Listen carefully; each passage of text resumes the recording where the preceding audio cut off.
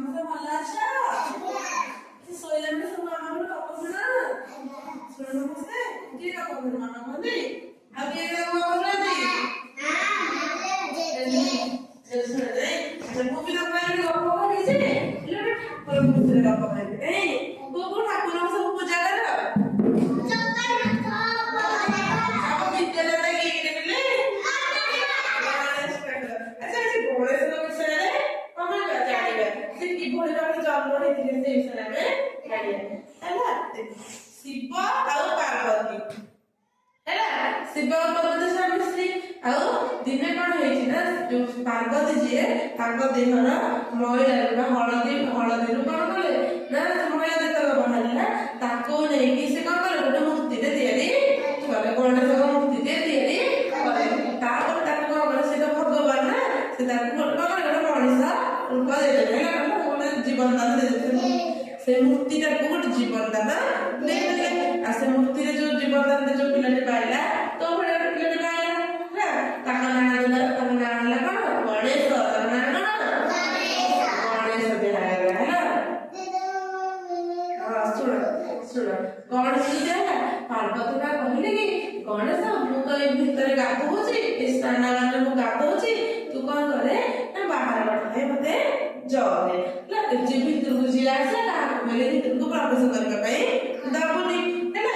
ତେଣୁ ଶିବ ତାପରେ ଗଲେ ଗଣେଶ ଜଗିଲେ ବାହାରେ ପ୍ରହରା ଦେଲେ ହେଲା। ତାପରେ କଣ ହେଲା ନା ଶିବ ଆସିଲେ ଯେତେବେଳେ ଶିବ ଆସିଲେ ସେ ଯେତେବେଳେ କହିଲେ କି ସେ ଭିତରକୁ ସ୍ନାନାଗାର ଭିତରକୁ ଯିବା ପାଇଁ ସେତେବେଳେ ଗଣେଶ ତାଙ୍କ କଥା କହିଲେ ନାଇଁ ସେ ଭିତରେ ମାତା ଗାଧଉଛନ୍ତି ସେ ଭିତରକୁ ଆପଣ ଯାଇପାରିବେ ପୁଣି ଶିବ କହିଲେ ନାଇଁ ସେ ଭିତରେ ମୋ ପତ୍ନୀ ପାର୍ବତୀ ଅଛନ୍ତି ମୁଁ ସେ ଭିତରକୁ ଯିବି। ସେମିତି ହେଲା କଣ ହେଲା ନା ତାଙ୍କ ଭିତରେ କଣ ହେଲା ବହୁତ ମାନେ ଲଢେଇ ଲାଗିଲା ଯାହା ଫଳରେ ଶିବ ରାଗି ଯାଇ କଣ କଲେ ନା ତାକୁ ତ୍ରିଶୂଳଟି ଗଣେଶଙ୍କୁ ଫୋପାଡ଼ି ଯାହାଫଳରେ ସେ ତ୍ରିଶୂଳଟା ଆସି କଣ ହେଲା ନା ଗଣେଶ ବାଜିକି କଣ ତାଙ୍କ ମୁଣ୍ଡଟା ତା ଦେହରୁ ଅଲଗା ହେଇଗଲା। ତାପରେ କଣ ଯେତେ ଭଲ ଲାଗେ ଗଣେଶ ପଡ଼ିଲେ ତାପରେ ମୂର୍ଚ୍ଛିତ ଅବସ୍ଥାରେ ପଡ଼ିଲେ ସେତେବେଳେ କଣ ହେଲା ନା ମାତା ପାର୍ବତୀ ଆସି ସେଠି କଣ ହେଲେ ରାଗିଗଲେ ଆଉ ହେଲା। ରାଗିକି ସେ ପୁରା ଜୋରସେ ପୁରା ରାଗିଗଲେ ହେଲା ରାଗିଗଲେ।